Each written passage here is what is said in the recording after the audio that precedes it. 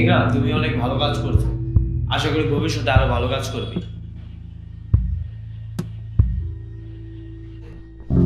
তুমি টেনশন করো না, আমি সবসময় তোমার পাশে আছি। যা লাগবে আমার কাছে চাইবা। ধন্যবাদ ভাই। যা আইসো। আচ্ছা ভাই, খোদা হাফেজ।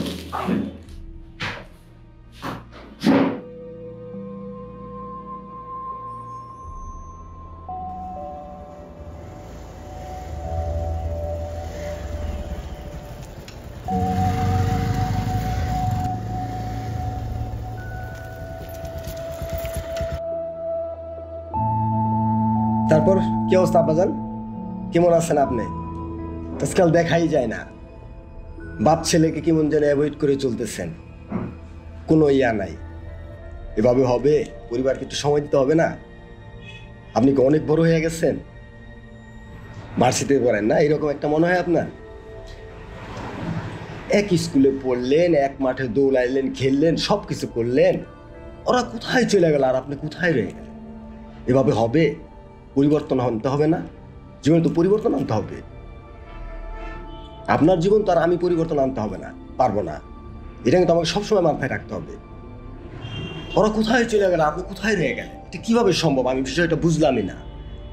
আপনি কি মনে করতেছেন সকালবেলা আপনি হোন্ডা কিক দিয়ে বের হয়ে আপনি ঘুরবেন ফিরবেন, চা পান বিড়ি সিগারেট খেয়ে একটা সন্ত্রাসী লাইফ আনতে চাইবেন নিজের ভিতরে? এইভাবেই আপনি কি আপনি লাইফ মনে করতেছেন? এটা আপনার জীবন? এটা কি? এটা কি সংসারের অংশ, মানুষের অংশ? আপনি সেই ফ্যামিলির ছেলে, এটা আপনাকে মাথায় রাখতে হবে না? আপনাকে বুঝতে হবে না? আপনার জীবন কিন্তু আপনারই। আপনাকে কেউ বসেই দিবে না, অন্য আপনাকে পরিবর্তন করে দিবে না। আপনি ডাক দেন নিয়ে আপনাকে অফিসার করে দিবে না, এটা আপনাকে মাথায় রাখতে হবে। অফিসার কাজ করে করে আপনাকে যোগ্যতা অর্জন করতে হবে। আপনি মনে করছেন আপনি ডাক দেন নিয়ে আপনাকে একটা জায়গায় বসে দিবে, আপনি সেভাবেই করেন না। এত সহজ না জীবন। আমি চাই আপনি জীবনে পরিবর্তন আনেন। কি করতেছেন এটা? এভাবে হয় না।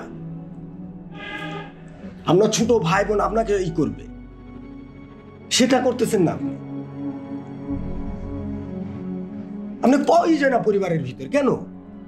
আপনি কই থাকেন, কি করেন? আপনি আপনি অনেক বড় হয়ে গেছেন। আপনি কি আমাকে ভুল বুঝতেছেন? না, ভুল বুঝেন না। কিন্তু আপনার জীবন কিন্তু আপনাকেই সাজাতে হবে, আপনাকেই গুছাইতে হবে। এটা কিন্তু আপনাকে মাথায় রাখতে হবে। আমার চেয়ে যদি কেউ ভালো চায় আপনাকে, তাইলে আমি কি বলবো? আর সেটা মনে হয় নাই, এটা তো থাকতে পারে না, এটা হয় না। আপনাকে আমি কেমন জানলে একটা থেমে আসছেন কেন? এই ঘুরে ফিরে হিট করে কি করতেছেন আপনি? এগুলা পরিবর্তন আনেন। জীবন একটাই, কিন্তু এটা কিন্তু আপনাকে মাথায় রাখতে হবে।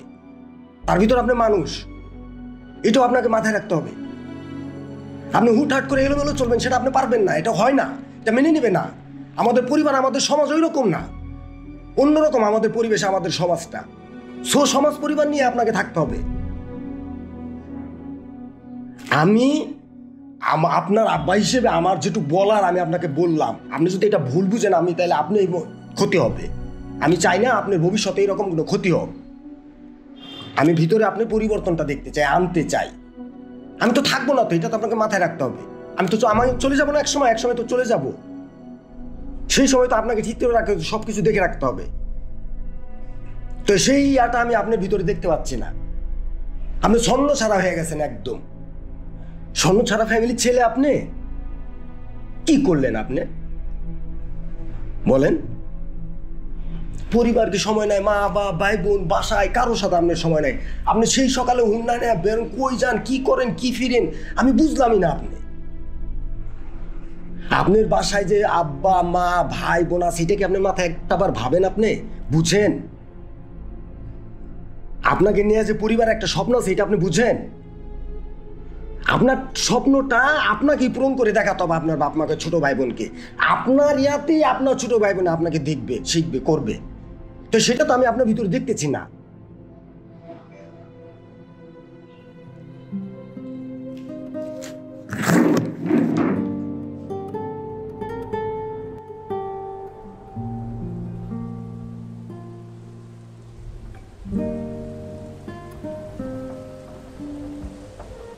তোর বুঝতে হবে তোর আব্বু তোর ভালোই চায়। তোর কাছে যা ইম্পর্টেন্ট মনে হয় তাদের কাছে তা ইম্পর্টেন্ট নাও হতে পারে। আর লাইফে আমাদের কিছু না কিছু সেরে আসতেই হবে। আমি কি বা ছাড়বো? একদিকে আমার স্বপ্ন আর একদিকে আমার বাস্তবতা।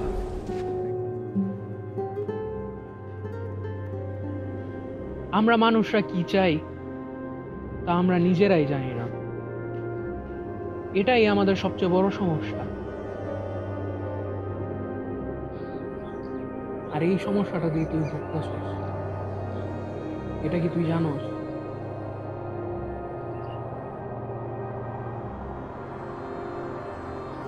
আর একটা প্যারাডক্স হলো কি জানোস, মানুষ কি চায় তা তো তারা জানে না, কিন্তু যারা জানে তারা কি চায় তারাও অনেক সময় তা পায় না। প্রকৃতিটা যেন কেমন, মানব সন্তানের দুঃখ দেখতেই ভালোবাসে। কাট কাট কাট। মাশাআল্লাহ তোমার অ্যাক্টিং তো অনেক ভালো হয়েছে। থ্যাংক ইউ ভাই। ভাই একটা কথা বলি। হ্যাঁ বলো। ভাই আপনার মাথায় এত জোস জোস আইডিয়া কই থেকে আসে বলেন তো? আরে কি বলো এগুলা। যাক ভাই, ভাই আপনি ভবিষ্যতে অনেক ভালো কিছু করবেন, আমি আশা রাখি আপনি অনেক বড় কিছু হবেন। আমাদের কিন্তু মনে রাখবেন। ইনশাল্লাহ তোমরা তো সাথেই থাকবে আমাদের। ইনশাল্লাহ ইনশাল্লাহ ভাই, থ্যাংক ইউ।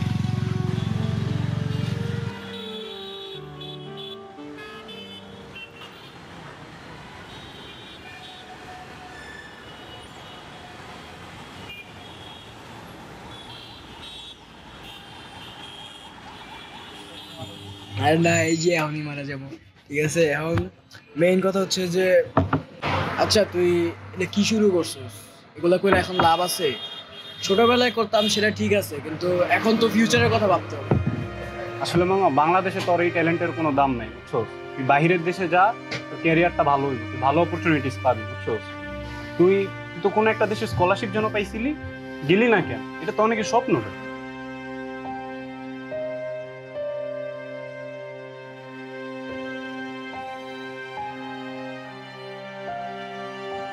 কিন্তু এটা তো আমার স্বপ্ন না।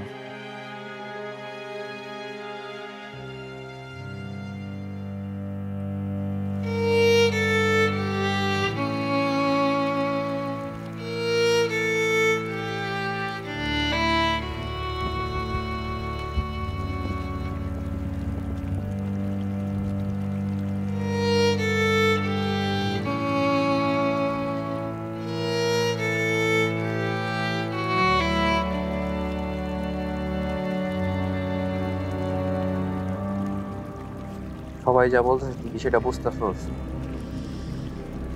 আর স্রোতের বিপরীত যাওয়া অনেক কষ্টকর, এটা কি তুই জানোস? জানি তো, কিন্তু আর কোনো রাস্তা তো খোলা নাই।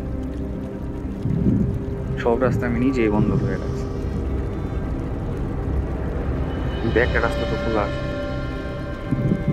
কি সেটা সময় আসলেই বুঝতে পারবে।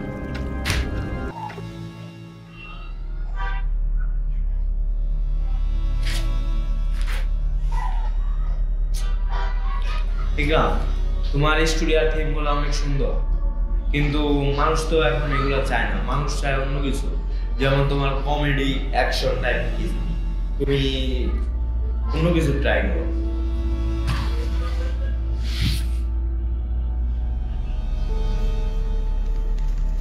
আচ্ছা ভাই, তবে দেখি।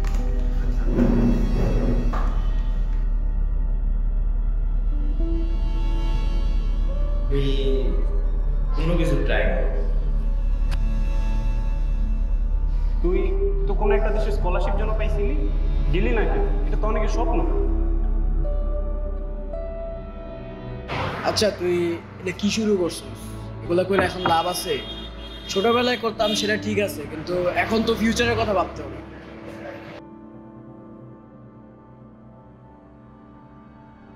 তুই তোর মূল্য পাইতেছস না।